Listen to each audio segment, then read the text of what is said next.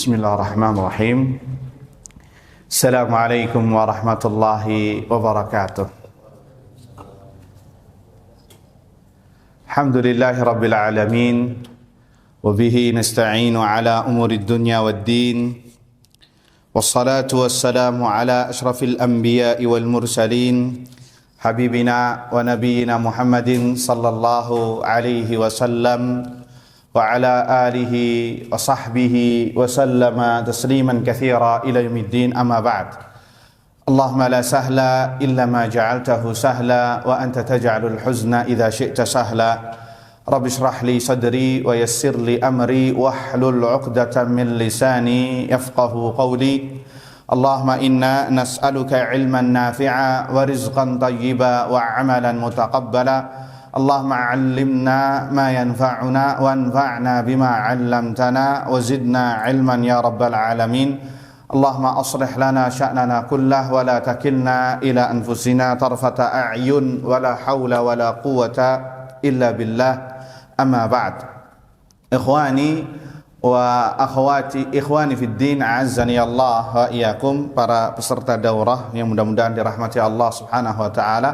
Alhamdulillah, kita panjatkan puji syukur kepada Allah Subhanahu wa taala, zat yang telah memberikan kepada kita semua di pagi hari ini limpahan nikmat dan karunia-Nya, wabil khusus nikmatul iman wa nikmatul Islam, nikmat kesehatan, nikmat kesempatan, sehingga dengan izin Allah Subhanahu wa taala kita bisa melaksanakan acara ini dengan kemudahan dari Allah Subhanahu wa taala.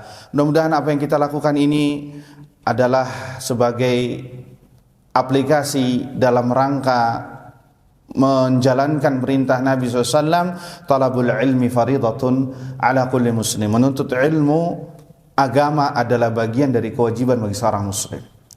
Karena seharusnya ayuhal ikhwah, kita dituntut oleh Allah Azza wa Jalla untuk menuntut ilmu. Terlebih lagi ayuhal ikhwah, hal yang akan kita lakukan, kita hadapi, maka itu menjadi kewajiban yang luar biasa. Ya, ketika antum mau memasuki Ramadan, ya, dituntut untuk melaksanakan atau mengetahui, mempelajari fikih-fikih tentang Ramadan agar tidak tidak melaksanakan atau terjerembab dalam hal-hal larangan Allah Azza wa Jalla, agar kita bisa melalui bulan Ramadan itu dengan amalan yang dianjurkan. Itu tatkala di Ramadan. Begitu juga kita.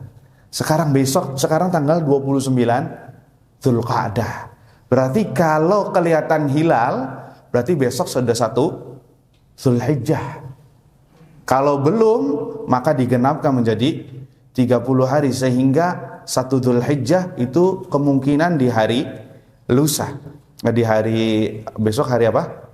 Senin. Kemungkinan bisa di hari Senin atau di hari Selasa, tergantung ini keputusan dari pemerintah. Berarti ayuhal ikhwah, kita dituntut untuk mengetahui hal-hal yang sifatnya itu akan kita lakukan. Makanya wajib, salat itu wajib, kita harus tahu. Ya. Jamaah haji yang ingin haji wajib untuk mempelajari manasik haji. Ya, jika hajinya ingin berkualitas, agar dia tidak terjerembab dalam hal-hal yang sifatnya larangan, bahkan bisa membatalkan haji. Wajib. Ya. Ini yang makanya kita kenapa membuat acara daurah seperti ini, tujuannya agar apa yang akan kita lakukan di 10 hari awal di bulan Dzulhijjah ini berkualitas di sisi Allah Subhanahu wa ta'ala, sehingga tidak berlalu begitu saja sebagaimana kebanyakan kita kaum muslimin. 10 awal bulan Dzulhijjah seakan-akan hari-hari biasa. Ya, kenapa? Karena tak kenal maka tak sayang. Karena mereka tidak tahu tentang fadilah, keutamaan 10 hari ini, ya ikhwah. Maka mereka nggak tahu. Kalau mereka tahu, pasti mereka akan melakukannya dengan sebaik mungkin. Sama seperti kita, ya ikhwah. Kalau kenal orang di jalan, itu nggak hanya sekedar assalamualaikum, waalaikumsalam, iya apa tidak? Biasanya kita datangin, kita hampirin, kita salaman, menyalami dia, kemudian bila perlu terkadang orang berpelukan, menanyakan kabar gimana. Kenapa? Karena Anda kenal dekat. Tidak seperti kenal sama orang yang hanya sekedar kenal. Mungkin cukup Assalamualaikum, Waalaikumsalam. Iya apa tidak? Kenapa? Karena masalahnya Anda mengetahui orang tersebut. Kenal baik, kenal dekat. Maka nggak cukup untuk salam saja. Terkadang. Begitu juga kita dalam masalah ini.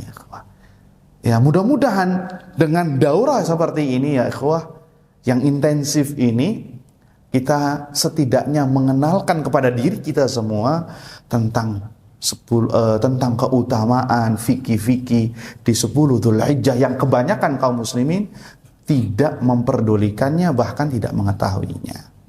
Tapi ikhwani fiddin azani Allah wa iyyakum, untuk mempersingkat waktu karena pembahasan di sesi pertama ini sangatlah panjang pembahasannya, mudah-mudahan cukup.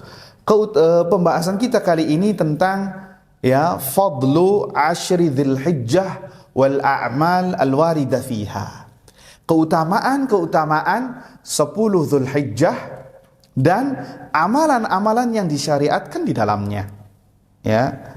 Keutamaan 10 Dzulhijjah dan amalan-amalan yang disyariatkan. Ya, amalan apa saja sih yang bisa kita lakukan? Ini saya ambil perkataan ini atau pembahasan ini dari Syekh Abdullah bin Abdurrahman Jibrin rahimahullah ta'ala. Ya, Syekh Abdullah bin Abdurrahman Jibrin rahimahullah ta'ala, beliau dulu adalah seorang ulama di kerajaan Arab Saudi. Ya, sudah meninggal kurang lebih sekitar 10 atau 15 tahun yang lalu kurang lebih. Ya, rahimahullahu ta'ala. Tapi ikhwani fid din azani Allah wa iyyakum. Langsung ke titik yang pertama atau poin yang pertama, apa sih keutamaan 10 awal bulan Dzulhijjah? Apa keutamaan bulan Dzulhijjah itu sendiri dan apa keutamaan 10 awal bulan Dzulhijjah? Kalau kita berbicara bulan Dzulhijjah, ini bulan yang mulia dalam Islam. Kenapa? Karena dia bulan haram.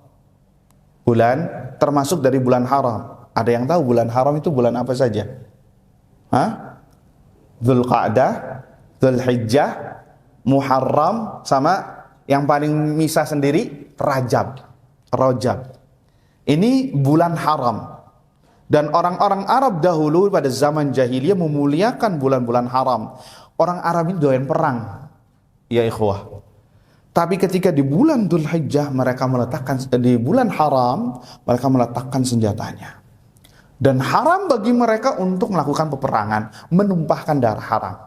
Apapun yang terjadi, nggak boleh. Dan itu hanya diperbolehkan kepada Nabi Muhammad SAW ketika menaklukkan kota Makkah, itu terjadi di bulan haram. Ya, hanya itu saja, selebihnya tidak diperbolehkan. Ya, lihat, ini yang pertama, bulan haram. Sehingga kata para ulama, orang yang melakukan dosa-dosa pun dosanya pun berbeda. Ya, tatkala ia melakukannya di luar bulan haram. Jadi jangan main-main ya ikhwah. Bulan haram ini bulan yang sangat mulia di sisi Allah Subhanahu wa ta'ala. Kemudian selain bulan haram, bulan Dzulhijjah adalah bulan haji atau musim haji.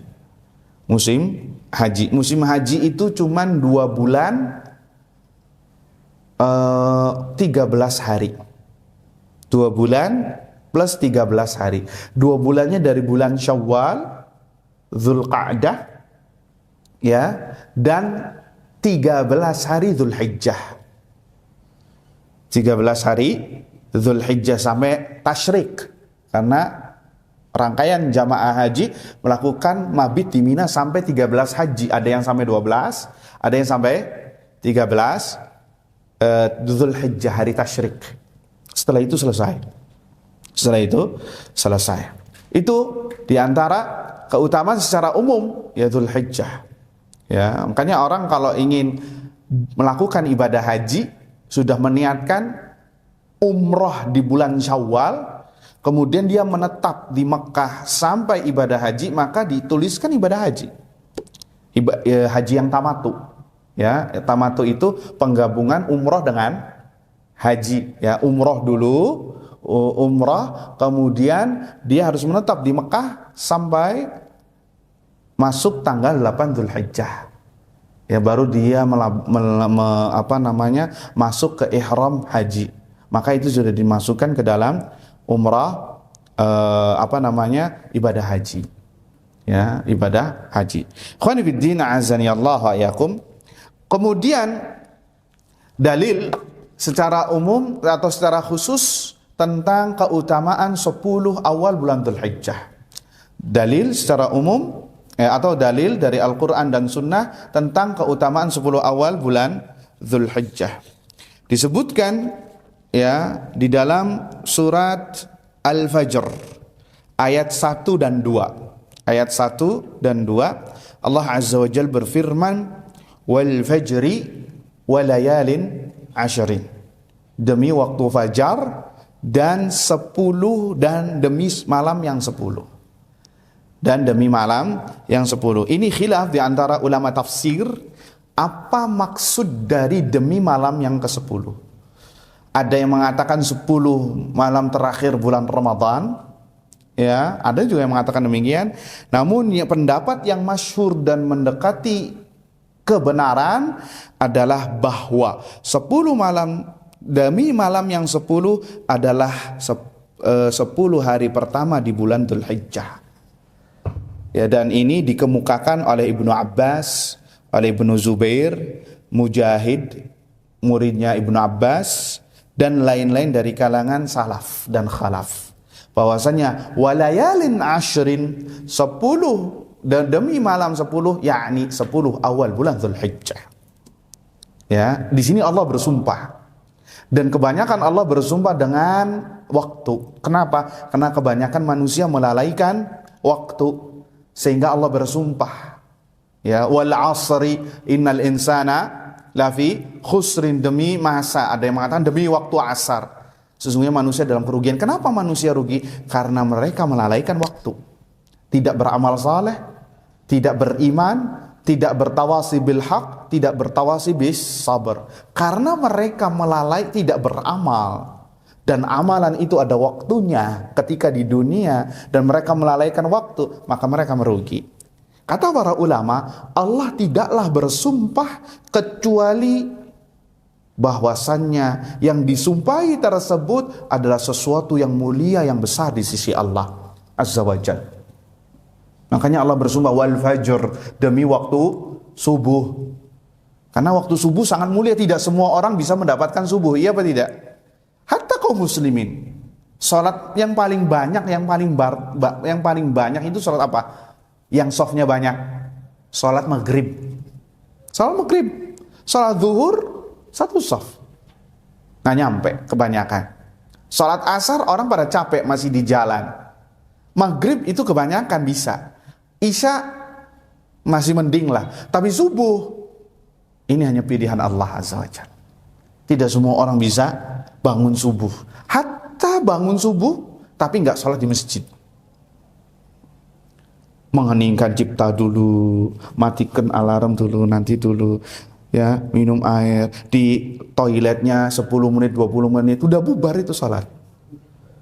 Iya apa tidak? Ya, karena pilihan Allah. Makanya Allah bersumpah wal fajri, demi waktu subuh. Dan waktu subuh adalah waktu yang diberkahi. Allahumma barik ummati fi bukuriha, kata Nabi SAW. Ya Allah, berkatilah umatku di waktu paginya, di awal paginya. Dan hadis ini banyak dipakai oleh para pedagang. Kenapa? Karena mereka mengincar doanya Nabi ini. Makanya subuh-subuh sudah update status tuh. Status apa? Dagang online-nya. Ya, subuh-subuh pasar lihat banyak. Sampai mereka nggak sholat subuh. Nggak sholat subuh. Saya pernah tanya iseng sama, ya, waktu di kampung, ya, kalau orang Jawa bilangnya embo-embo, ya, yang pakai baju kebaya itu, pakai konde, jualan kue langganan, kuenya emang enak, ya. Ibu dari jam berapa sudah di pasar? Dari jam 2:30 atau jam 3 sudah nongkrong di sini, Pak. Oh, hebat. Bangunnya jam berapa? Bangunnya jam 1. Masak, jam 2, 2:30 udah beres, masuk ke pasar, ya 3:30, ya mepet subuh sudah terlambat itu, Pak. Oh gitu. Ibu sholat subuh. Jawabannya sambil senyum yang mengatakan kayak, ngapain sih nanya sholat ini, ngapain nanya seperti ini? Dia mengatakan, nggak ada waktu mas untuk sholat. Subhanallah, nggak ada waktu katanya untuk sholat. Padahal yang memberi rizki adalah Allah Azza wa Jalla. Dia lupa setoran sama Allah, tapi pengennya di pasar. Sekarang orangnya udah mati, udah meninggal. Apa yang mau dibawa? Dunia nggak dibawa. Yang dibawa adalah amal ibadah kita, salat kita. Duh, lihat ya ikhwah, kebanyakan orang ya mabuk dengan dunia, ya tenggelam dengan dunia, tidak tersadarkan kecuali kalau sudah ya menggunakan kain kafan, baru sadar tuh dari mimpinya. Waliyadzubillah. Jadi kembali ke pembahasan, walayalin ashrin di sini adalah 10 awal bulan Dzulhijjah. Berarti ada apa nih Allah bersumpah kecuali menunjukkan itu waktu yang mulia di sisi Allah Subhanahu wa taala. Adapun dari Al-Qur'an lainnya di surat Al-Hajj ayat 28. Surat Al-Hajj ayat 28 Allah Azza wa Jalla berfirman, wa yadhkuru smallahi fi ayyamin ma'lumat ala ma razaqahum min bahimatil an'am. Dan agar mereka menyebut nama Allah pada hari yang telah ditentukan atas rizki yang Dia berikan kepada mereka berupa hewan. Antum fokus pada kalimat atau firman Allah, wa yadhkuruna smallahi fi ayyamin ma'lumat. Dan agar mereka berzikir kepada Allah di waktu-waktu tertentu. Pendapat yang rajih bahwasanya di waktu-waktu tertentu adalah 10 awal bulan Dzulhijjah. 10 awal bulan Dzulhijjah. Ya, berarti kita diperintahkan oleh Allah Azza wa Jalla untuk memperbanyak zikir, memperbanyak takbir, nanti kita sebutkan amalannya di 10 awal bulan Dzulhijjah. Ini tafsir yang disebutkan oleh para ulama. Taib. Adapun dari hadis Nabi sallallahu alaihi wasallam, hadis yang diriwayatkan oleh Al-Imam Al-Bukhari dari jalan Ibnu Abbas radhiyallahu anhuma, Nabi sallallahu alaihi wasallam bersabda, "Ma min ayyamin al-amalus salihu fiha ahabbu ila Allah min hadhil ayyam", yakni ayyamul ashr. Kata Nabi sallallahu alaihi wasallam, tidaklah ada suatu hari ya yang dimana amal saleh dilakukan lebih dicintai oleh Allah Azza wa Jal ketimbang dilakukan di 10 awal bulan Dzulhijjah. Kata Nabi SAW, tidak ada sebuah hari yang mana amal saleh lebih dicintai oleh Allah ya, melainkan di 10 awal bulan Dzulhijjah. 10 awal bulan Dzulhijjah. Maka para sahabat bertanya, ya Rasulullah, walal jihad fi sabilillah, ya Rasulullah, hatta sampai menyamai pahala jihad di jalan Allah itu lebih dicintai oleh Allah ketimbang jihad di jalan Allah. Maka jawaban Nabi sallallahu alaihi wasallam, walal jihadu fi sabilillah, bahkan jihad pun bisa kalah dari amal saleh yang dilakukan di 10 awal bulan Dzulhijjah. Illa, kecuali rajulun kharaja bi nafsihi wa malihi thumma lam yarji' min dzalika bi syai'. Kecuali seseorang yang keluar dengan jiwa dan hartanya, yakni ke medan jihad, kemudian lam yarji', dia enggak pulang lagi ke rumahnya dengan membawa apa-apa. Artinya mati syahid ini sudah afdal. Selain dari mati syahid, maka amal saleh yang dilakukan di 10 awal bulan Dzulhijjah itu afdal di sisi Allah, lebih dicintai oleh Allah ketimbang jihad. Ketimbang jihad. Berarti ya ikhwah, kalau kita pahami dari hadis ini, antum salat sunnah, salat 2 rakaat di 10 awal bulan Dzulhijjah, pahalanya bisa menandingi jihad. Amalan apa saja, amal saja saleh secara umum yang Anda lakukan, itu pahalanya melebihi pahala jihad di jalan Allah Azza wa Jalla. Dari hadis ini. Bahkan Anda mendapatkan faedah dari Syekh Muhammad bin Shalih Utsaimin. Beliau bertanya di kajian beliau, ya ikhwah, mana yang lebih afdal? Seseorang salat 2 rakaat di 10 malam terakhir Ramadan dengan seseorang salat 2 rakaat di 10 awal bulan Dzulhijjah, mana yang afdal? Antum jawabannya apa? Mana yang afdal? 10 awal ada di 10 akhir Ramadan apa di 10 awal Dzulhijjah? Kita tahu amalan di Ramadan besar juga. Mana yang afdal? 10 malam terakhir yang afdal. Masya Allah. Ada lagi? Coba. Nah, Jaid, barakallahu fik. Tapi jawaban Syekh Utsaimin mengatakan salat 2 rakaat itu yang dilakukan di 10 awal bulan Dzulhijjah lebih afdal ketimbang di 10 akhir bulan Ramadan. Kenapa? Nas hadisnya jelas. Ma min ayyamin al-amalu salih ahabbu ilallah min hadhil ayyamil 'ashr. Karena dalilnya jelas, tegas bahwasannya seluruh amalan apapun itu lebih dicintai oleh Allah ketimbang amalan yang termasuk di bulan Ramadan. Kalau Allah mencintai pasti pahalanya dilebihkan. Kita tidak tahu berapa pahala yang disebutkan oleh Nabi SAW. Tapi kalau Allah sudah mencintai, bahkan lebih dicintai, berarti amalan yang lain itu posisinya berada levelnya di 10 awal bulan Dzulhijjah. Hatta masalah salat. Tuh lihat ya ikhwah. Tapi kita santai-santai saja. Enggak seantusias tatkala di bulan Ramadan. Itu di bulan Ramadan subhanallah, bagaikan malaikat yang turun dari langit. Sampai-sampai ada ya yang nggak mau ngomong, takut apa? Takut puasanya batal, takut gibahin orang, ya, takut terkena dosa. Subhanallah baik. Tapi ketika di 10 awal bulan Dzulhijjah biasa-biasa saja. Nah ini salah. Karena amalan di sisi Allah sangatlah besar, ya. Pahalanya yang dilakukan di 10 ketimbang di lain waktu tersebut. Jadi ini ayuhal ikhwah, pahalanya luar biasa dan hadis yang senada sangat banyak. Hadis yang senada sangat banyak ya, disebutkan oleh Nabi sallallahu alaihi wasallam. Baik, ikhwani fid din, a'azzani Allah wa iyyakum.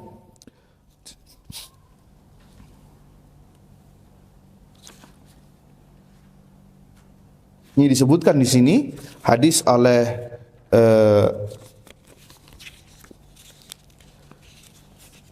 disebutkan di sahih hadis di Darimi dalam Tahawi dan dari riwayat Ibnu Abbas, Nabi SAW mengatakan ma min ayyamin ma min amalin azka indallah wala a'zama ajran min khairin ya'lamuhu fi ashril adha. Kata Nabi SAW, tidak ada amalan yang lebih suci di sisi Allah Azza wa Jalla dan lebih besar pahalanya daripada kebaikan yang dilakukan pada 10 hari pertama bulan Dzulhijjah. Daripada kebaikan. Berarti kebaikan apa saja yang dilakukan seorang hamba itu afdal dan ahab dan pahala yang lebih besar ketimbang di lainnya. Apapun secara mutlak. Secara mutlak. Kalau Anda melakukan puasa, maka puasa yang dilakukan itu lebih afdal daripada puasa di bulan lain. Kalau Anda melakukan sholat, maka sholat yang dilakukan itu lebih afdal ketimbang di hari yang lain. Ketika Anda bersedekah, maka sedekah yang Anda keluarkan itu lebih afdal di sisi Allah ketimbang di bulan lain. Dan begitu seterusnya. Birrul walidain, al-akhlaqul karimah. Ya. Kemudian membantu orang lain, membantu orang-orang yang susah, ketaatan kepada Allah Azza wa Jalla. Tahajud, salat duha, hatta tahiyatul masjid, hatta salat witir 1 rakaat itu lebih afdal ketimbang yang lain. Dalilnya sangat jelas dari Nabi SAW. Kemudian qila walal jihad fi sabilillah, sama ya redaksinya. Ya Rasulullah, bahkan masalah jihad pun kalah. Qal walal jihad fi sabilillah illa rajulun kharaja bi nafsihi wa malihi wa lam yarju min dzalika syai'. Kecuali orang yang mati syahid. Itu pahalanya luar biasa di sisi Allah Azza wa Jalla. Pahalanya spesial di sisi Allah Subhanahu wa taala. Taib ikhwani fid din, a'azzani Allah wa iyyakum. Ya. Kemudian ya Nabi SAW bersabda bahwasanya 10 hari yang paling utama di dunia adalah 10 awal bulan Dzulhijjah. Bahwasanya 10 hari bahwasanya hari-hari yang paling afdol di dunia adalah 10 hari pertama di bulan Dzulhijjah. Nabi SAW bersabda, hadis yang diriwayatkan oleh Bazzar dan hadisnya dinilai hasan oleh Syekh Al-Albani rahimahullah dalam Targhib wa Tarhib. Nabi SAW mengatakan bahwa afdalu ayyamid dunya al-ashr, yakni ashri Dzulhijjah. Hari yang paling utama di dunia ini adalah hari yang ke-10 bulan Dzulhijjah, yakni 10 hari pertama Dzulhijjah. Qila wali amsalihinna fi sabilillah, dikatakan kepada beliau termasuk lebih utama dari jihad di jalan Allah. Maka Nabi SAW mengatakan wali amsalihinna fi sabilillah illa rajulun afara wajhahu fit turab, termasuk lebih utama dari jihad di jalan Allah. Maka Nabi SAW menjawab termasuk lebih utama dari jihad di jalan Allah kecuali seorang yang menutup wajahnya dengan debu, yakni mati syahid. Itu diantaranya. Kemudian diantara fadilah keutamaan 10 awal bulan Dzulhijjah, karena di dalamnya terdapat hari Arafah, hari yang terbaik di dunia, hari Arafah. Dan yang mana manusia berkumpul di Arafah. Ya, yang kata Nabi SAW, al-hajju Arafah. Ya, haji itu adalah tatkala seorang berkumpul di Arafah, wukuf di Arafah. Ya, itu diantara fadilah-fadilah tentang 10 awal bulan Dzulhijjah. Taib. Untuk mempersingkat waktu, amalan apa saja yang disyariatkan di bulan Dzulhijjah? Amalan apa saja yang disyariatkan di bulan Dzulhijjah? Secara umum ayyuhal ikhwah, sebagaimana hadis yang tadi kita sebutkan, seluruh amal saleh itu dianjurkan dan ditekankan di bulan Dzulhijjah, di 10 awal bulan Dzulhijjah. Ketahuilah, amalan yang dilakukan di bulan tersebut, di 10 hari tersebut, itu berbeda pahalanya di sisi Allah ketimbang di hari-hari yang lain. Secara umum, amal saleh secara umum yang Nabi SAW perintahkan, ya, tidak mengenal waktu, maka di situ dilakukan, maka lebih afdal di sisi Allah Subhanahu wa taala. Adapun secara khusus, maka kita sebutkan ada sekitar 9 atau 10, ya. Ada 9 di sini disebutkan oleh Syekh Jibrin. Yang pertama, bahwa amalan yang afdal di sisi Allah adalah melaksanakan ibadah haji dan umrah. Melaksanakan ibadah haji dan umrah. Ini bagi yang mendapatkan kesempatan, ya, dari Allah Azza wa Jalla untuk melaksanakan ibadah haji, maka lakukanlah. Karena ibadah haji wajib seumur hidup sekali jika dia mampu. Jika tidak, maka dia berdosa. Bahkan Umar bin Khattab radhiyallahu anhu, ya, mengatakan liyamut yahudiyan au nasraniya. Orang yang enggak berhaji padahal dia mampu, maka hendaknya dia mati dalam keadaan Nasrani atau Yahudi. Ya, yang mampu, haji yang pertama, haji Islam. Ya, maka wajib bagi seorang untuk melaksanakan ibadah haji. Ya, bagaimanapun caranya, mau hajinya ikut pemerintah, nunggu absen, silahkan sesuai kemampuan. Jangan dipaksakan harus misalkan hajinya haji furoda, tapi dianya nggak mampu. Sesuai dengan kemampuan, yaitu kemampuan di sini adalah secara fisik dan secara finansial. Kalau dia mampunya furoda, berangkat, bismillah. Dan jangan hitung-hitungan sama Allah, Ustaz nanti fulusnya anak habis. Ya, gimana nih dia di haji pun ngitung-hitungan, ini berapa, ini nanti faedahnya berapa, ini modalnya, wah kayaknya nggak ada fulus. Jangan hitung-hitungan sama Allah Azza wa Jalla, Allah akan ganti. Ya, bahkan faedah dan hikmah dari haji itu sendiri adalah melenyapkan kemiskinan. Artinya apa? Seorang akan dikayakan oleh Allah Azza wa Jalla. Makanya banyak orang-orang yang pulang dari tanah air dan tanah suci, pulang-pulang hartanya lebih berkah. Karena itu yang dijanjikan oleh Allah Azza wa Jalla lewat lisan Nabi SAW. Dalam sebuah hadis disebutkan, tabi'u bainal haji wal umrah, ya, fa innahuma yanfayani kama tanfil kiru, fa innahuma yanfayani adz-dzunuba wal faqra kama tanfi al-qir khabathal hadis, atau kama qala Nabi SAW. Kata Nabi SAW, iringilah ibadah hajimu atau iringilah ibadah hajimu dengan umrah. Kenapa? Karena keduanya akan melenyapkan dosa dan kemiskinan. Dosa dan kemiskinan sebagaimana sebagaimana api, ya, melenyapkan karat besi. Tahu karat besi, ya? Besi itu dibersihkannya pakai apa? Pakai api agar kinclong lagi. Begitu juga haji dan umrah itu akan melenyapkan kemiskinan.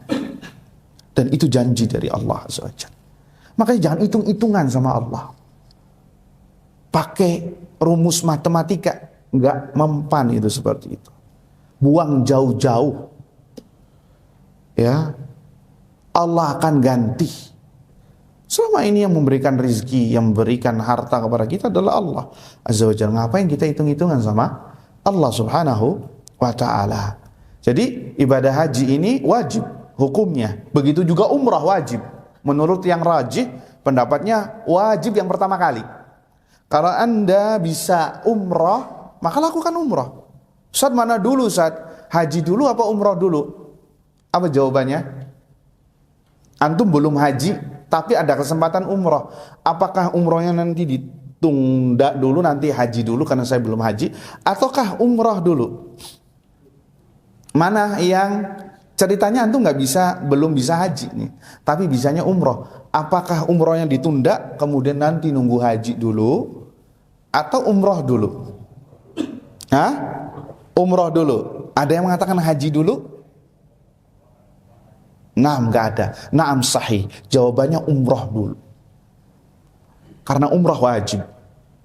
Karena banyak dalil-dalil dari Al-Quran dan Sunnah yang menyuruh kita untuk menyegerakan umrah. Walaupun ini khilaf, tapi yang rajih mendekati kebenaran, umrah itu wajib yang pertama kali. Bukan yang kedua, bukan yang ketiga, bukan yang pertama kali. Ya.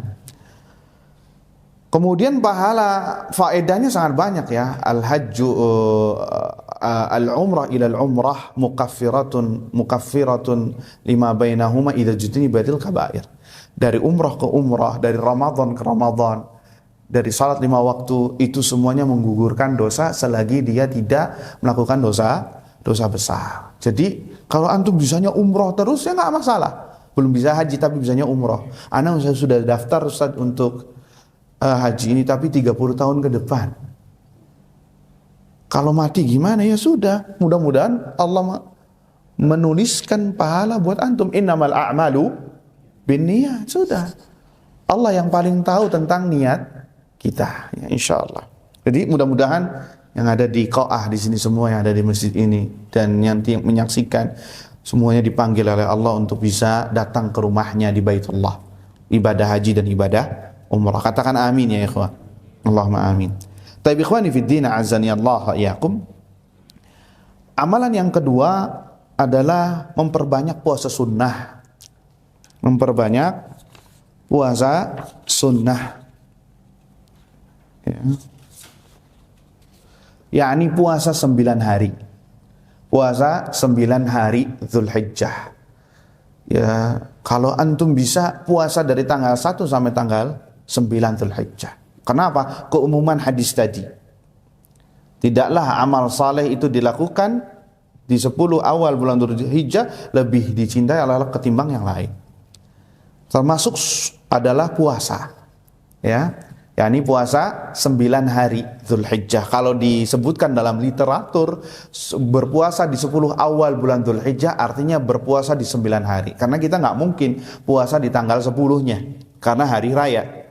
Ya, berpuasa di 10 awal bulan Dzulhijjah maknanya adalah berpuasa 9 hari berturut-turut. Jika antum mampu.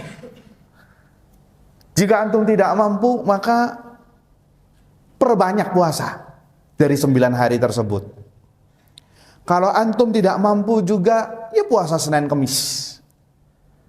Kalau antum tidak mampu juga, minimal jangan meninggalkan puasa Arafah yang tanggalnya jatuh pada 9 Zulhijjah. Ya, ingat ya ikhwah. Kalau di bulan Ramadan kita Lailatul Qadar tuh nggak tahu tanggal berapa dan di malam ganjil yang keberapa. Tapi di 10 awal bulan Dzulhijjah Allah telah menetapkan 9 Dzulhijjah adalah puasa Arafah, yang mana itu hari yang terbaik yang ada di dunia ini. Dan Allah turun ke langit dunia mendekati para jamaah haji yang wukuf di Arafah, membanggakan mereka di hadapan para malaikat. Apa yang dilakukan oleh hambaku? Apa yang diinginkan oleh para hambaku? Ya.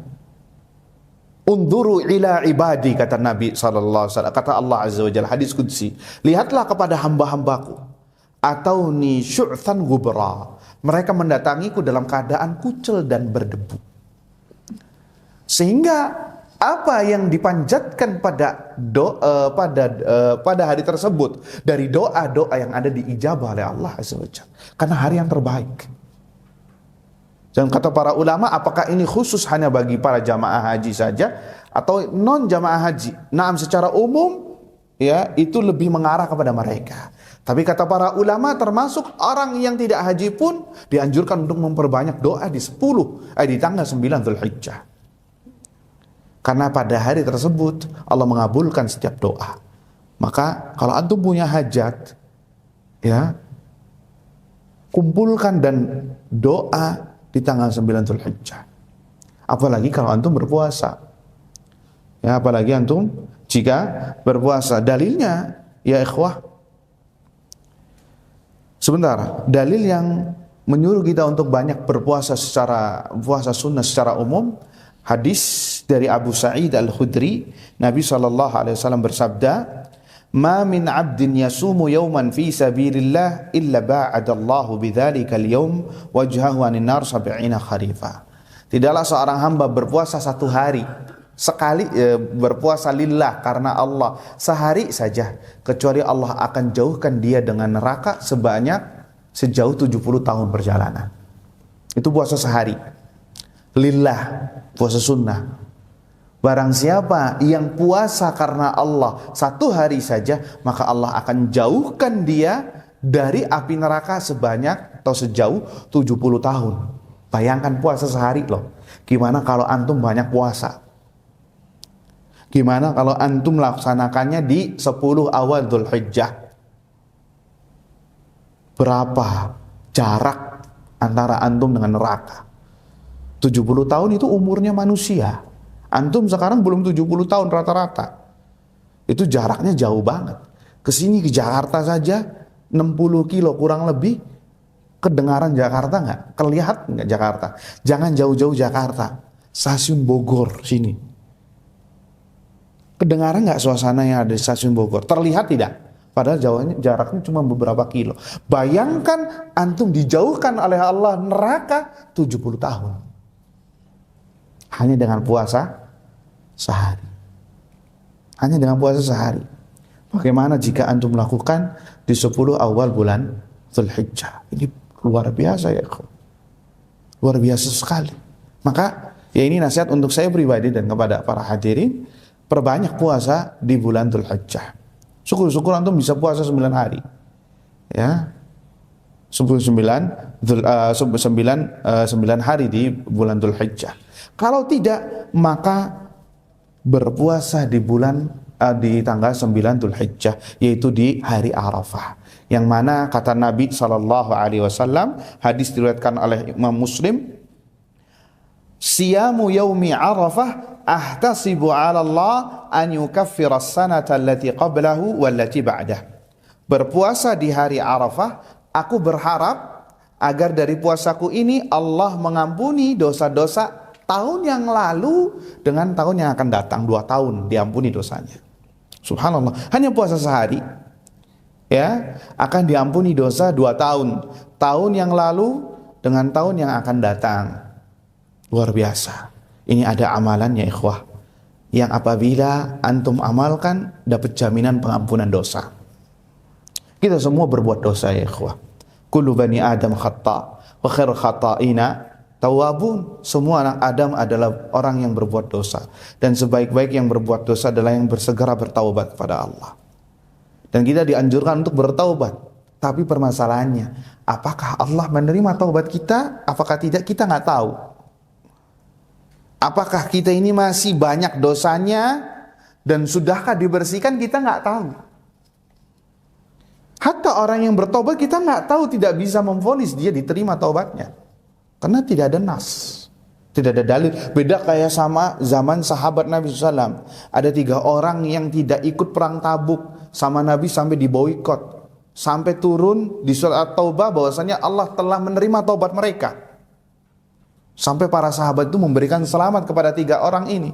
Kenapa? Ada dalil yang turun. Nah sekarang pertanyaannya, ada nggak dalil yang turun mengenai antum bahwa antum diterima taubatnya, dosanya diampuni Allah? Tidak ada, abadan sampai hari kiamat. Tapi ada sebuah amalan nih ya ikhwah, apabila antum lakukan, maka mendapat jaminan dosa-dosa antum diampuni oleh Allah Azza wa Jalla 2 tahun lagi. Kita butuh sama pengampunan dosa. Ya, kita nggak bisa masuk surga kecuali dosa kita harus bersih dulu. Seorang masuk surga itu ada 2 cara. Langsung masuk surga, final, nggak pakai mampir, ya, dengan diampuni oleh Allah langsung, mendapatkan syafaat, jadi nggak jadi masuk ke neraka, langsung ke surga. Tapi ada orang yang punya dosa dan nggak diampuni sama Allah, maka diazab dulu di neraka, dibersihkan dosanya sampai bersih. Berapa lama?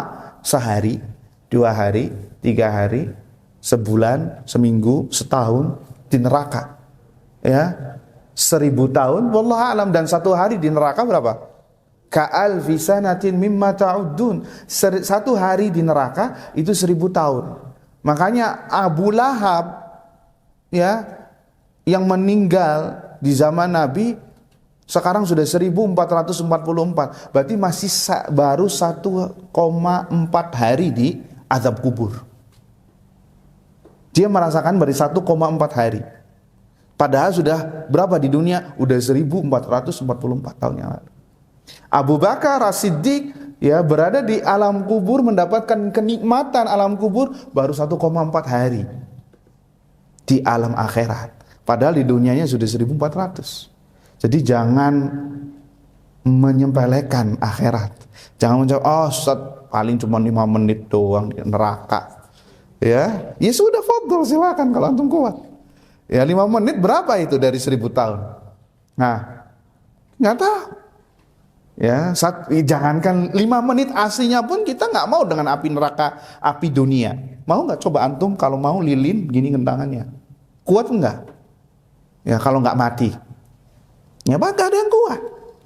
Nah, ini ada amalan yang apabila kita lakukan diampun dosanya oleh Allah Azza wa Jalla, itu puasa Arafah. Maka jangan sia-siakan ya ikhwah. Ya, kabari kepada sanak famili kita, keluarga kita, teman-teman kita tentang puasa Arafah. Disebutkan oleh para ulama apa sih definisinya dari pengampunan dosa yang akan datang dan yang telah lalu. Kalau yang telah lalu Allah ampuni dosa-dosanya, yaitu dosa-dosa kecil, bukan dosa-dosa besar. Dosa-dosa kecil bukan dosa-dosa besar. Karena ada dalil yang menyebutkan bahwasannya tadi al-umrah ilal umrah, Ramadan ila Ramadan, dari umrah ke umrah, Ramadan ke Ramadan, dan dari salat 5 waktu itu penggugur dosa selagi dia tidak melakukan dosa besar. Artinya yang digugurkan dosanya ini adalah dosa-dosa kecil. Adapun dosa-dosa besar maka tidak bisa diampuni kecuali dengan taubat nasuha. Menyesal, meninggalkan dosa, berazam untuk tidak mengulanginya lagi. Jika itu berkaitan dengan hak-hak adami manusia, maka meminta maaf atau mengembalikan barangnya. Baru itu taubat nasuha. Adapun pengampunan dosa yang akan datang disebutkan kata para ulama, yaitu Allah akan menjaganya sehingga tidak mudah untuk terjerembab dalam perbuatan dosa. Allah akan menjaganya sehingga dia tidak tergelincir untuk melakukan dosa. Itu maksudnya. Disebutkan oleh para ulama ini ya ikhwah, amalan yang luar biasa di sisi Allah Azza wa Jalla. Maka jangan sepelekan ini. Sekuat mungkin kita berusaha untuk melakukan puasa ini. Ya, selagi kita masih sehat. Dan mudah-mudahan kita dipanjangkan umurnya untuk bisa bisa melakukan puasa Arafah ya ikhwah. Kabarkan kepada ikhwah-ikhwah yang lain. Taib, amalan yang ketiga untuk mempersingkat waktu adalah memperbanyak takbir dan zikir kepada Allah Subhanahu wa taala. Memperbanyak takbir dan zikir kepada Allah Subhanahu wa taala ya di 10 awal bulan Dzulhijjah. Karena Allah Azza wa Jalla berfirman dalam surat Al-Hajj ya ayat 28 tadi, wa yadhkurusmallah fi ayyamin ma'lumat. Hendaknya mereka menyebut nama Allah, berzikir kepada Allah di bilangan-bilangan hari, yakni 10 awal bulan Dzulhijjah. Kita diperintahkan untuk banyak berzikir kepada Allah Azza wa Jalla, zikir yang syar'i, bukan zikir yang diada-adakan. Subhanallah, alhamdulillah, Allahu akbar, la haula wala quwwata illa billah, astaghfirullah, tubu ilaih, itu bagian zikir juga. Subhanallah wa bihamdi, subhanallahil azim. Ya. Zikir-zikir yang diajarkan oleh Nabi sallallahu alaihi wasallam, maka ini yang dianjurkan oleh Allah Subhanahu wa taala dalam Al-Qur'an surat Al-Hajj ayat 28. Begitu juga memperbanyak takbir. Memperbanyak takbir. Nabi sallallahu alaihi wasallam bersabda dalam hadis yang diriwayatkan ya oleh ini riwayatnya belum disebutkan tapi hadisnya sahih ya ikhwah. Disebutkan dalam hadis Nabi sallallahu alaihi wasallam, "Ma min ayyamin a'zamu wa la ahabbu ila Allah fihinna min hadhihi al-ayyamil 'ashr." Tidak ada hari yang lebih dicintai dan lebih agung di sisi Allah ketimbang 10 awal bulan Dzulhijjah. Maka kemudian kata Nabi SAW, fa'akthiru fihinna minat tahlil wat takbir wat tahmid. Maka perbanyak di hari-hari tersebut tahlil. Apa tahlil? La ilaha illallah. Lihat, tahlil bukan tahlilan ya. Tahlil. Memperbanyak la ilaha illallah. Wat takbir. Apa takbir? Allahu akbar. Wat tahmid. Mengucapkan alhamdulillah. Kita dianjurkan oleh Nabi SAW untuk memperbanyak tahlil, takbir dan tahmid. Artinya memperbanyak takbir. Takbir hari raya itu loh. Yang Allahu akbar, Allahu akbar, Allahu akbar ada mengatakan 2 kali, ada yang mengatakan 3 kali, tidak mengapa. La ilaha illallah, Allahu akbar, Allahu akbar, Allahu akbar. Terus apa gimana? Ini kalau biasanya nggak dilakukan jadi nggak hafal ya. Subhanallah. Takbir hari raya antum tahu kan? Anak tiba-tiba ngeblank ini ya. Allahu akbar, Allahu akbar, Allahu akbar, la ilaha illallah, Allahu akbar, walillah ilham. Itu yang dianjurkan. Kita disuruh, diperintahkan untuk memperbanyak takbir. Takbir seperti takbir hari raya dari awal 1 Dzulhijjah sampai salat Id. Sampai salat Id. Dan itu yang dinamakan dengan takbir mutlak secara umum. Takbir mutlak. Memperbanyak takbir. Kapanpun selama 10 awal bulan Dzulhijjah. Ketika antum lagi nyetir mobil, nyetir motor, naik kendaraan, di bis, di kereta, ya artinya waktu kita banyak kosong, maka perbanyak takbir. Tanpa butuh harus wudu dulu, tanpa harus ke masjid dulu, karena ibadah yang paling mudah adalah zikir, tapi sulit dilakukan. Iya apa tidak? Ibadah zikir adalah ibadah yang paling mudah. Nggak butuh tenaga, cuman pengucapan saja sama hati. Nggak butuh wudu, nggak butuh pakai baju gamis dulu, pakai baju koko dulu, nggak harus ke masjid, tapi hanya lisan dan hati saja. Tapi ibadah ini paling sulit dilakukan. Faktanya. Sekarang aja siapa di antara kita yang sudah baca zikir pagi dan petang? Mungkin ada dan ada yang enggak. Ya. Nah, pertanyaan antum yang tentuin aja. mau berapa menit? Nah. Jadi takbir mutlak ini kita diperintahkan oleh Nabi SAW. Bahkan ada sebuah hadis sahih bahwasanya Nabi SAW memberikan kabar gembira dengan surga bagi mereka yang memperbanyak takbir di 10 awal bulan Dzulhijjah. Disebutkan dalam riwayat bahwasanya Nabi memberikan kabar gembira, busyra, dengan surga, mendapatkan surga bagi mereka yang memperbanyak takbir.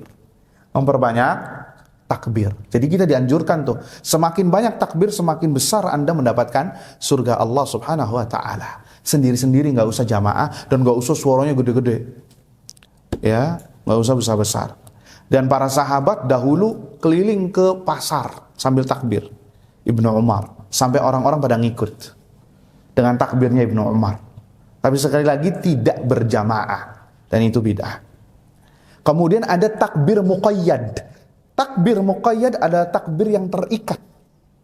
Maksudnya apa? Terikat dengan waktu sholat.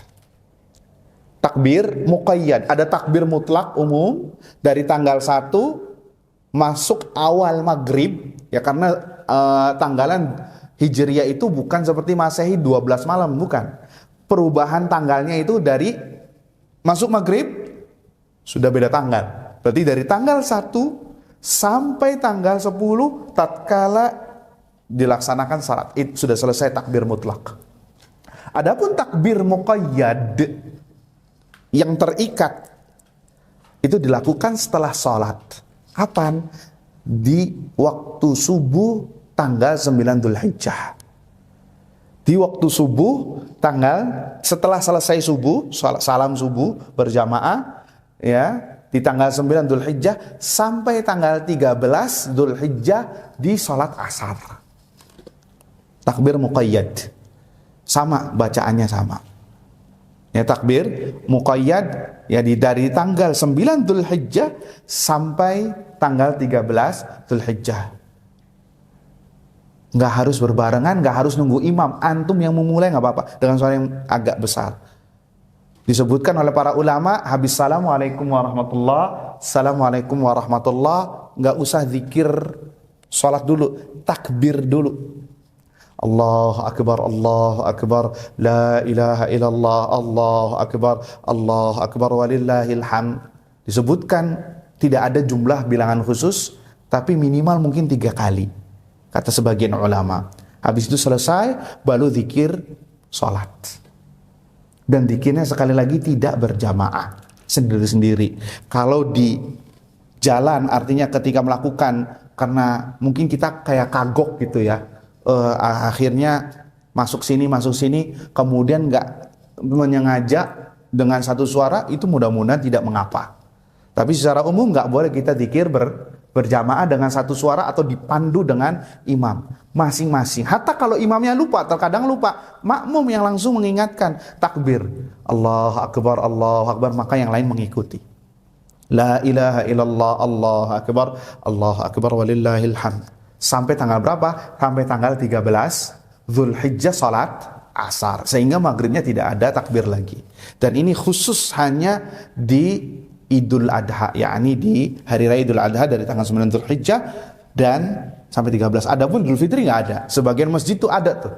Ini bid'ah, ini nggak boleh. Ya, Idul Fitri sampai sholat 5 waktu pun ada takbirnya, ini nggak benar. Ini hanya khusus ya. Wallahu a'lam. Hikmahnya disyariatkan karena kita sedang mengikuti menyerupai jamaah haji yang berada di manasik sana, di Arafah yang banyak yang mana mereka memperbanyak takbir. Ya, wallahu a'lam bissawab. Dan sabda Nabi SAW tadi yang akan mendapatkan kabar gembira berupa apa? Berupa surga. Tapi ikhwani fiddin azani Allah wa iyyakum, kita persingkat waktu karena sebentar lagi mau habis. Yang keempat, amalan yang keempat agar kita bisa memaksimalkan 10 awal bulan Dzulhijjah, yakni bertaubat kepada Allah Azza wa Jal dan meninggalkan dosa. Bertaubat kepada Allah Azza wa Jal dan meninggalkan dosa. Dan ini antum lakukan sebelum masuk 10 Dzulhijjah. Kenapa ya Ustaz kita diperintahkan taubat? Naam, taubat diperintahkan di setiap waktu. Allah Azza wa Jalla berfirman, ya ayyuhalladzina amanu tubu ilallahi taubatan nasuha. Wahai orang beriman, bertaubatlah kepada Allah dengan taubat nasuha. Taib. Apa korelasinya kita bertaubat dengan 10 Dzulhijjah? Disebutkan oleh para ulama di antara Syekhul Islam Taimiyah bahwasanya 10 Dzulhijjah ini musim kebaikan. Musim kebaikan. Ramadan juga musim kebaikan. Nah, dosa ini ya ikhwah yang mengharamkan seorang untuk beramal soleh, yang mengharamkan seorang untuk mendapatkan taufik dari Allah. Sebenarnya orang ini dapat taufik dari Allah untuk bisa beramal soleh, untuk bisa antusias. Cuman karena efek dosa yang masih nongkrong di hatinya, akhirnya taufik dari Allah ini balik, nggak jadi. Sehingga apa? Kita merasa berat melakukan amal soleh. Di bulan Ramadan yang setan sudah dibelenggu, tetap saja ada setan fotokopian, yaitu diri kita. Salat itu kayak berat banget. Makanya banyak maksiat di bulan Ramadan. Kenapa? Banyak setan fotokopian. Ya, yaitu jiwa inna nafsa la ammaratun bisu, sesungguhnya jiwa itu mengarahkan kepada keburukan. Kenapa? Karena belum bertobat kepada Allah, sehingga efek untuk melakukan dosa itu masih terus menerus, dan untuk melakukan ketaatan itu sulit. Maka kata para ulama, bertobat kepada Allah sebelum memasuki 10 atau sebelum memasuki musim kebaikan, agar hidayah dan taufik dari Allah datang, agar kita bisa antusias. Salat ke masjid, berangkat ke masjid nggak berat. Puasa nggak berat. Kebanyakan kita kenapa berat puasa? Ya karena dosa, belum bertobat pada Allah. Coba kalau hatinya bersih, maka gampang. Jadi hati ini ibarat bejana ya ikhwah. Hati ibarat bejana. Bejana itu apa? Fungsinya menampung yang akan ditampung. Misalkan air. Kalau bejananya kotor atau bejananya rusak, bocor, kira-kira bisa menampung nggak? Tidak bakal bisa. Begitu juga hati. Harus diperbaiki dahulu, dibersihkan dahulu, baru kita bisa mendapatkan taufik dari Allah, mendapatkan kemudahan, bisa sholat, bisa puasa, bisa birrul walidain, ya, bisa melakukan amal-amal kebaikan. Selama ini kita berat melaksanakan kebaikan karena efek dari dosa yang mana kita belum bertobat darinya. Maka ini saran dari para ulama, nasihat dari para ulama adalah bertobat kepada Allah dan berazam untuk meninggalkan seluruh dosa. Maka dengan itu Allah akan berikan taufik dan hidayahnya, sehingga Anda dimudahkan untuk bisa beribadah di 10 awal bulan Dzulhijjah. Kemudian yang kelima disebutkan di sini, diulangi lagi oleh Syekh Jibrin, kathratul a'mal as-salihah min nawafil ibadat. Perbanyak amal saleh dari amalan-amalan sunnah. Ya, salat sunnah perbanyak. Syukur-syukur antum bisa salat sunnah rawatib yang jumlahnya 12. Yang kata Nabi SAW, barang siapa yang salat sunnah rawatib 12 rakaat, Allah akan bangunkan rumah di surga baginya. Ya, bangunkan rumah baginya di surga. Baru banyak puasa tadi, dijauhkan dari api neraka sejauh 70 tahun. Kemudian perbanyak sedekah. Dan sedekah adalah memperbanyak harta, mendapatkan keberkahan dari Allah Subhanahu wa taala. Memperbanyak membaca Al-Qur'an. Membaca Al-Qur'an itu lebih afdal di sisi Allah ketimbang di hari yang lain. Ya, beramar ma'ruf wa nahi mungkar, birrul walidain, seluruh amal-amal saleh maka lakukan. Yang antum bisa maka lakukan. Ya, karena pahalanya berbeda di sisi Allah Subhanahu wa taala. Begitu juga amalan wajib. Amalan wajib jangan ditinggalkan. Ya, amalan wajib di sisi Allah itu lebih baik ketimbang amalan sunnah, dan pahalanya pun lebih besar di sisi Allah ketimbang amalan yang lain, ketimbang dilakukan di hari yang lain. Salat wajib zuhur berjamaah itu pahalanya berbeda dengan antum salat zuhur berjamaah di luar bulan Dzulhijjah. Ya, itu secara umum. Kemudian yang sadis di sini disebutkan tentang memperbanyak takbir mutlak, tadi telah kita sebutkan. Ya, yang ke-6 ini yusra'u fi ayyam at-takbir mutlak, semuanya entah dari malam sampai siang, ya, di setiap waktu.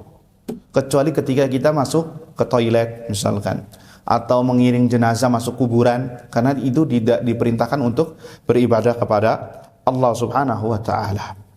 Yang ke-7, dan ini akan dibahas oleh Ustadz Abdul Aziz Al-Waini, dianjurkan untuk berkurban.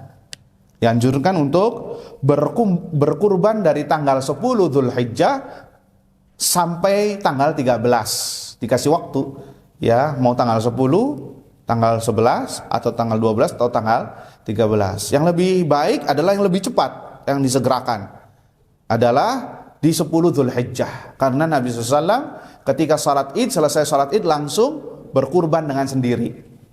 Nanti disebutkan secara tafsil, secara terperinci oleh Ustadz Abdul Aziz. Ya, yang afdal adalah berkurban sendiri, antum yang berkurbannya.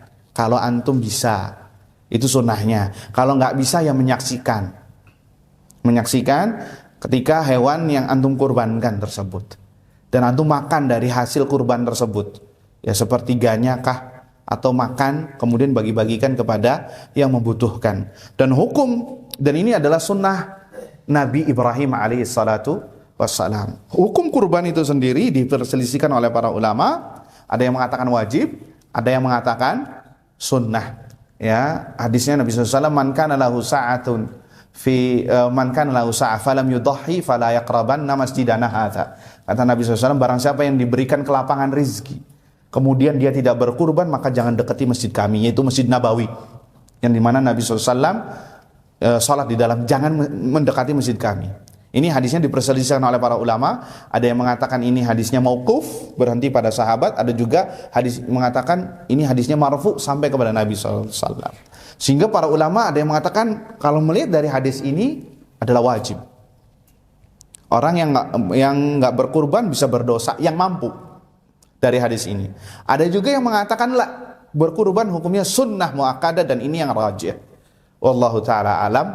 Karena dilihat dari perilaku para sahabat Nabi, diantaranya Abu Bakar dan Umar, beliau pernah tidak berkurban, ingin menunjukkan kepada umat bahwasanya kurban bukanlah wajib.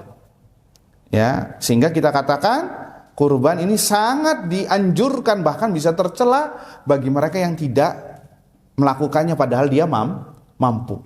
Ya, apalagi kalau seumur hidup nggak pernah berkurban, ya, padahal dia mampu, maka ini tercela. Ya, ini sangat tercela di sisi Allah Subhanahu wa taala. Hadis tadi itu Nabi mencela orang yang tidak berkurban padahal dia mampu melaksanakannya. Kemudian yang berkurban hendaknya ya tidak memotong rambut ataupun kuku. Ini disebutkan oleh Ustaz Abdul Aziz. Nabi SAW bersabda, "Idza ra'aitum hilala dzil hijjah wa arada ahadukum an yudhi falyumsik an sya'rihi wa adfarihi." Apabila, hadis diriwayatkan dari Ummu Salamah, hadis riwayat Muslim, Nabi SAW bersabda, "Idza ra'aitum hilala dzil hijjah." Apabila kalian melihat hilal dzil hijjah. Tuh lihat, apabila kalian melihat hilal dzil hijjah. Nabi mengatakannya hilal, bukan dengan hisab. Ya, apabila kalian melihat hilal, berarti apa? Ru'yah. Jadi menentukan Dzulhijjah itu dengan ru'yah. Karena Nabi mengatakan sendiri, "Idza ra'aitum," jika kalian melihat hilal Dzulhijjah, wa arada ahadukum an yudhi, dan kalian menginginkan dan kalian mau berkurban. Lihat kalimat Nabi, wa arada, iradah, dan engkau menginginkan untuk berkurban. Kata para ulama dari hadis ini bahwasanya kurban itu sunnah muakkadah. Karena Nabi menyandarkan iradah bukan syar'iyah, iradah kepada seseorang yang mau untuk berkurban. Artinya yang tidak mau juga tidak masalah, ya. Falyumsik an sya'rihi wa adfarih. Maka hendaknya dia menahan kuku dan rambutnya, yakni tidak memotongnya. Ya, ini sebagai bentuk tasyabbuh, menyerupai para jamaah haji. Karena mereka dilarang untuk memotong kuku dan rambut serta melepaskan pakaian ihramnya sampai hadyu selesai. Sampai menyembelih kambing atau sampai tahallul. Ya, kita di dalam rangka untuk mengikuti para jamaah haji. Taib Ustadz, ini hatta sampai kapan? Hatta yudhi. Dalam riwayat lain, fala ya'khudh min sya'rihi wala min adfarihi hatta yudhi. Tidak boleh memotong rambut dan kuku sampai dia menyembelih. Lihat Nabi mengatakan sampai dia menyembelih. Menyembelihnya kapan? Kalau dia menyembelihnya tanggal 10 Dzulhijjah habis salat, ya silahkan. Tapi kalau menyembelihnya sampai tanggal 13 Tasyrik, ya berarti ia tahan, nggak boleh. Ya, ia tahan, nggak boleh. Dan ini berlaku bagi sahibu kurban, yang berkurban. Adapun yang di bawah tanggungan orang yang berkurban, seperti anaknya kah, istrinya, yang satu rumah, tidak masuk ke dalam hukum ini. Kan satu kambing itu bisa satu keluarga, iya apa tidak? Ya, apakah hukum ini berlaku kepada sahibu kurban saja atau kepada mereka yang menjadi satu tanggungan? Jawabannya kata Syekh Jibril dan para ulama lain, ini berlaku bagi yang berkurban dengan namanya tadi. Misalnya antum, ya, ana misalkan, ana berkurban atas ana dan keluarga, maka yang berlaku ini adalah ana saja. Adapun keluarga boleh memotong kuku, boleh motong rambutnya. Bisa dipahami? Dan satu kambing untuk satu keluarga. Ya. Dan itu sudah mencakup semuanya, yang hidup dan yang mati. Yang mati pun mendapatkan, sehingga termasuk kesalahan orang yang berkurban atas nama ayahnya yang telah meninggal. Ini bid'ah.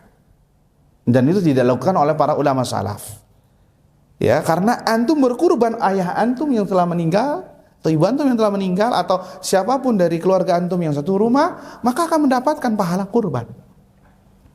Ya, disebutkan nanti secara jelas oleh Ustaz Abdul Aziz. Tapi yang ke-9 adalah seorang muslim menjaga dan berantusias sebisa mungkin untuk bisa menghadiri salat Id, Idul Adha. Nanti kita akan sebutkan pada sesi yang ketiga tentang adab-adab berhari raya. Ya, dia salat wajib. Ini khilaf di antara ulama, salat Id ini apakah sunnah muakkadah ataukah fardu ain. Disebutkan oleh Syekhul Islam Taimiyah bahwasanya salat Id fardu ain.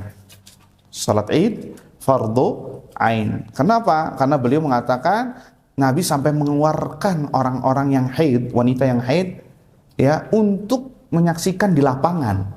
Mereka nggak sholat, dikasih tempat yang khusus, tapi mereka untuk menyaksikan dalam rangka untuk mendapatkan keberkahan pada hari tersebut. Ini Nabi SAW melakukan ini tidak lain kecuali bahwasanya ini perkara yang wajib. Walaupun yang masyhurnya ini di negeri kita bahwasanya ini sunnah muakkadah. Wallahu a'lam, yang rajih adalah bahwasanya salat Id adalah fardu ain bagi setiap muslim dan muslimah.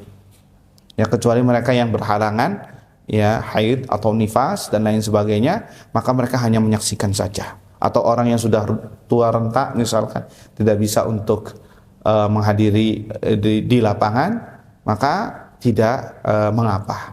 Dan salat Id dilakukan di lapangan, bukan di masjid.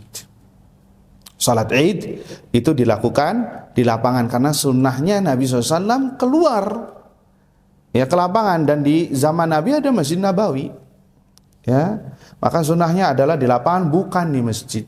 Masjid itu jika terjadi kendala seperti hujan atau tanahnya becek di lapangan misalkan, maka tidak ada lain kecuali mengumpulkan jamaah kecuali di masjid, maka ini tidak mengapa. Tapi hukum asalnya di mana? Di lapangan, yakni lapangan di sini tempat terbuka, outdoor. Misalkan jalan komplek, misalkan tidak ada lapangan kecuali jalan komplek atau jalan yang bisa menampung kaum muslimin, maka tidak masalah. Yang penting bukan di masjid, bukan di aula, bukan di tempat tertutup. Bisa dipahami? Ya, ikhwan, nanti insyaallah kita akan sebutkan beberapa adab-adab berhari raya yang insyaallah disebutkan di sesi ketiga. Ini saja ayuhal ikhwah yang bisa disampaikan, ya, dari mengisi 10 awal bulan Dzulhijjah, keutamaan 10 Dzulhijjah dan amalan-amalan yang dianjurkan. Ya, kita harus antusias ini, ya ikhwah, kita harus bersemangat karena ini momen yang mahal. Kita nggak tahu apakah kita bisa bertemu dengan 10 Dzulhijjah di tahun ini atau di tahun depan juga, kita nggak tahu karena umur ada di tangan Allah Azza wa Jalla. Ya, maka raih kesempatan ini. Mudah-mudahan dengan kita mengamalkan amalan-amalan di 10 awal bulan Dzulhijjah, maka kita akan mendapatkan ampunan Allah Azza wa Jalla, mendapatkan maghfirahnya, mendapatkan keridhoannya, serta mendapatkan surga Allah Subhanahu wa taala. Tapi sebelum kita akhiri, jika ada yang ingin dipertanyakan, maka dipersilakan mengenai tentang apa yang kita bahas. Ada sekitar berapa lagi nih? 6 menit lagi atau 7 menit lagi. Nah, fadhal. Itu kebaikan yang 10 hari terakhir di bulan Ramadan sama 10 hari itu bagusan panggilannya lebih tinggi mana Ustaz? Masalahnya ada Lailatul Qadar. Naam, artinya secara umum kalau kita lihat dari hadis Nabi sallallahu alaihi wasallam tadi yang diriwayatkan oleh Imam Muslim, amalannya adalah afdal di sisi Allah Azza wa Jalla. Karena di sini hadisnya secara mutlak. Artinya amalan kebaikan yang dilakukan di 10 awal bulan Dzulhijjah ini lebih afdal ketimbang di yang lainnya, termasuk di Ramadan. Ramadan pahalanya besar di sisi Allah Azza wa Jalla. Besar sekali di sisi Allah. Ada 1000 bulan. Iya apa tidak? Tapi ini tidak disebutkan bilangan. Artinya kata para ulama ini bisa jadi menandingi yang ada di bulan Ramadan. Karena lebih dicintai. Berarti pakai apa? Pakai yang nomor 1, afdol. Ya, pakai ismu tafdil dalam bahasa Arab. Yang paling, berarti kalau yang paling, yang lainnya minggir.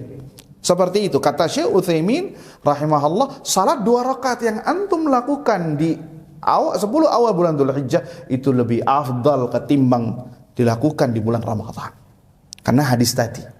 Dan ini kata Syekh ya disebutkan wa hadza laysa gharib, dan ini tidaklah aneh menurut para ulama.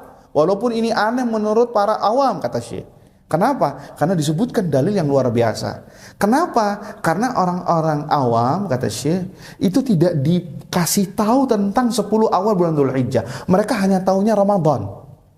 Sehingga di benak mereka Ramadan ini luar biasa. Padahal Dzulhijjah juga nggak kalah penting, nggak kalah luar biasa di sisi Allah Subhanahu Wa Taala. Jadi kita berpatokan dengan hadis yang tadi telah kita sebutkan, bahwa amalan saleh apapun itu lebih afdal, lebih dicintai oleh Allah.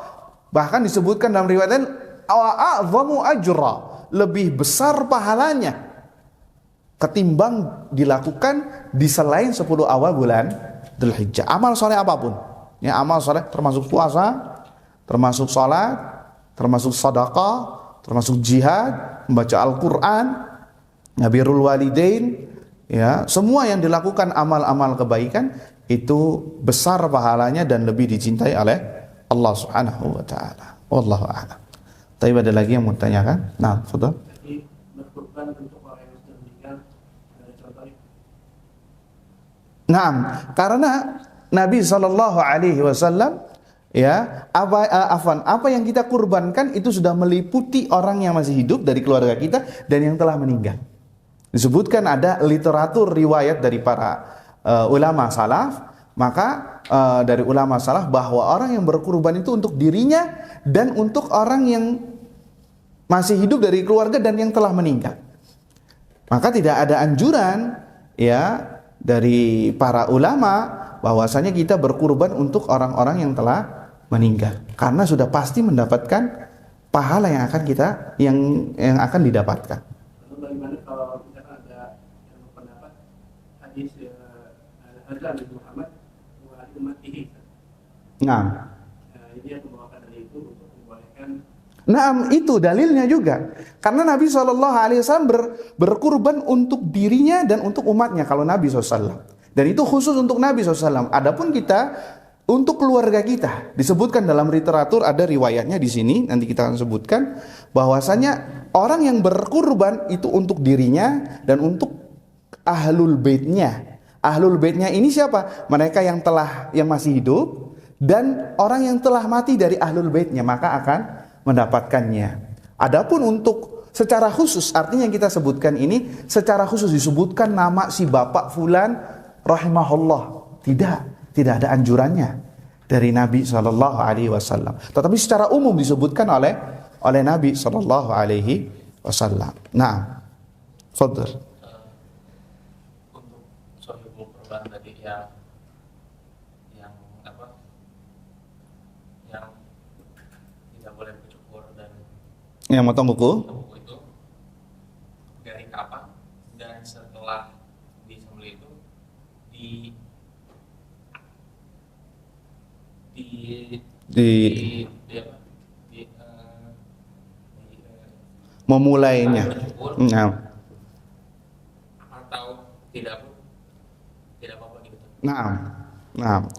Kapan dimulainya dia tidak boleh menahan, tidak boleh mencukur kuku dan rambut. Ya, rambut di sini, wallahu a'lam mungkin semuanya ya. Semua rambut dan bulu itu bagian dari tidak boleh mencukurnya. Kapan? Pertama kalau dilihat dari hadis dari awal Dzulhijjah. Kalau dia sudah sudah meniatkan untuk berkurban pada Lebaran tahun ini dia akan berkurban, maka ketika tanggal 1 Dzulhijjah maka dia harus menahan. Paham? Tapi Ustaz, bagaimana kalau dia belum ada niat kecuali di tanggal 6 atau tanggal 7 Dzulhijjah? Dari tanggal 1 sampai tanggal 6 atau tanggal 5 nggak ada niat untuk berkurban. Kemunculan niat tersebut tanggal 7 atau katakan tanggal 10 atau tanggal 9. Maka kata para ulama, tatkala dia sudah meniatkan, sudah muncul niat, maka dari situlah dia harus menahan. Walaupun di awal dia sudah potong kuku, sudah potong rambut, karena belum ada niat, belum ada kepikiran. Tiba-tiba dia dapat rezeki, ya rezeki nomblok atau sebagian orang, udah deh kalau kayak gitu saya mau berkurban. Nah ketika dia sudah ada niat untuk berkurban, ya pada tanggal 7, maka dari situ dia harus menahan untuk memotong kuku dan rambut. Bisa dipahami? Jadi dari niatnya, dari mulai dia ingin berkurban tersebut, ya. Kalau dia diniatkan dari awal, sudah dari sebelum masuk Dzulhijjah dia sudah saya mau berkurban. Ya, bahkan dia sudah nyari-nyari kambing, nyari-nyari patungan sapi misalkan, maka sudah dari awal nggak boleh. Nah, satu pertanyaan lagi. Tafadhal.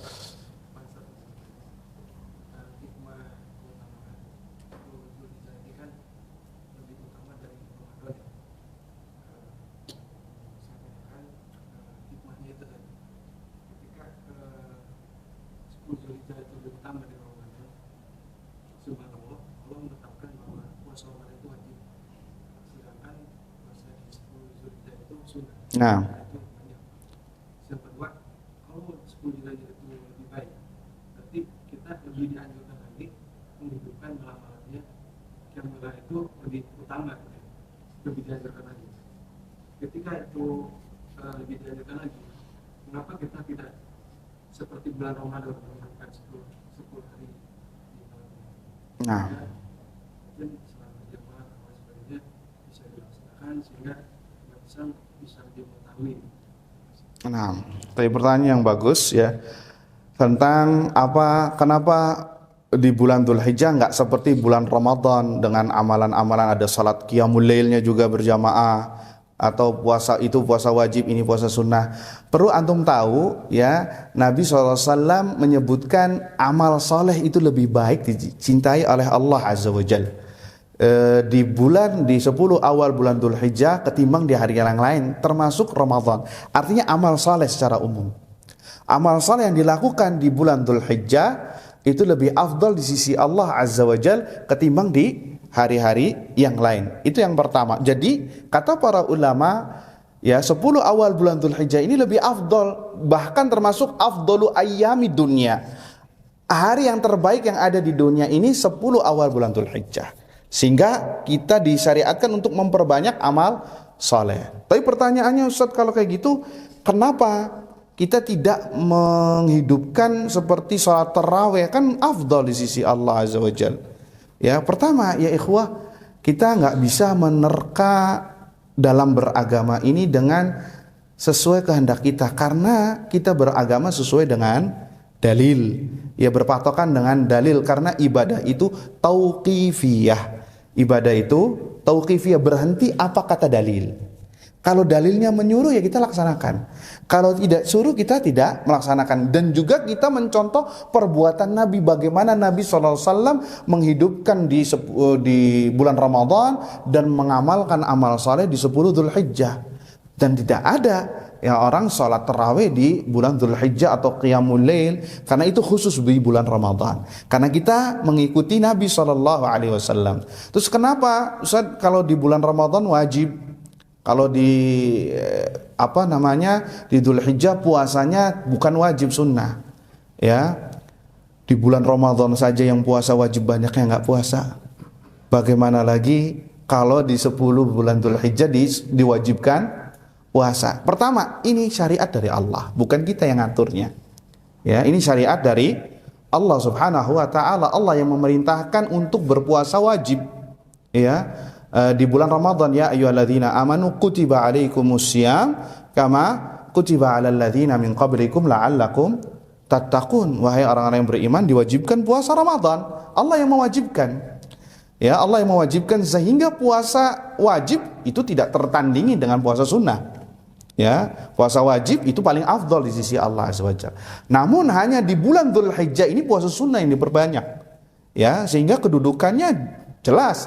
Puasa sunnah itu kedudukannya lebih rendah daripada puasa wajib. Tapi ini adalah amalan yang terbaik di sisi Allah Subhanahu wa taala. Allah hanya menginginkan dari kita adalah untuk memperbanyak amal saleh di 10 bulan Dzulhijjah, karena hari ini sangat istimewa di sisi Allah Subhanahu wa taala. Jadi kalau kita ingin tahu hikmahnya kenapa dan kenapa, kalau kita buka kayak gitu nanti ya akan melebar kemana-mana, karena ibadah ini adalah ibadah yang berlandaskan dalil ya dari Al-Quran dan Sunnah. Makanya Ali bin Abi Thalib radhiyallahu anhu ketika ingin menjelaskan, antum tahu ya dalam masalah fikih itu ada mengusap sepatu wudu, ketika wudu mengusap sepatu, yang diusap bawahnya atau atasnya? Atasnya. Kenapa atasnya kok? Kenapa nggak bawahnya? Kan bawahnya kotor. Bisa jadi ada najis, antum sholat pakai sepatu ada najisnya. Apa kata Ali bin Abi Thalib? Lau kana ad-dinu bir-ra'yi lakana mashul khuffain adnaha aula min a'laha. Kalau sekiranya agama itu dengan logika, ya, pasti mengusap sepatu itu bukan yang atas tapi yang bawah. Karena bawah yang kotor. Tapi ternyata dalil tidak mengatakan di bawah. Dalil mengatakan di atas. Berarti ayyuhal ikhwah, kita beragama itu berlandaskan dalil.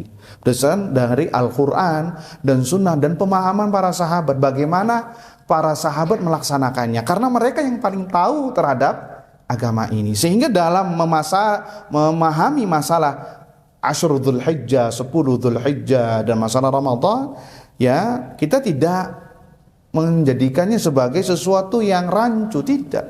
Kita hukumi saja dan kita pahami sesuai dengan pemahaman para sahabat. Al-a'malu ma min ayyamin al-amalu salih ahabbu ilallah. Di sini Allah menegaskan amal salehnya lebih baik dicintai oleh Allah Subhanahu wa taala. Ramadan punya keistimewaan sendiri. Dzulhijjah juga punya keistimewaan, bukan satu sama lain. Kita tahu Abu Bakar adalah sahabat yang paling mulia ya di muka bumi ini setelah nabinya. Iya apa tidak? Iya apa tidak? Abu Bakar afdalus sahabah. Afdalnya sahabat itu siapa? Abu Bakar. Tapi bukan berarti tatkala Umar memiliki fadilah khusus, dia telah menyaingi Abu Bakar. Ada keistimewaan yang tidak dimiliki Abu Bakar, ada pada Umar. Apa contohnya? Umar itu kalau masuk gang, setan putar balik. Enggak berani ketemu sama Umar bin Khattab. Apakah kita katakan Umar bin Khattab itu afdal ketimbang Abu Bakar? Tidak. Jadi masing-masing mempunyai fadilah, kekhususan, ya, dan kekhususan tersebut tidak akan melunturkan satu sama lainnya. Bisa dipahami? Naam. Wallahu taala alam, karena waktu telah habis, ya. Kita serahkan, kita cukupkan sampai di sini. Subhanakallahumma wa bihamdika asyhadu an la ilaha illa anta astaghfiruka wa atubu ilaik. Wassalamualaikum warahmatullahi wabarakatuh.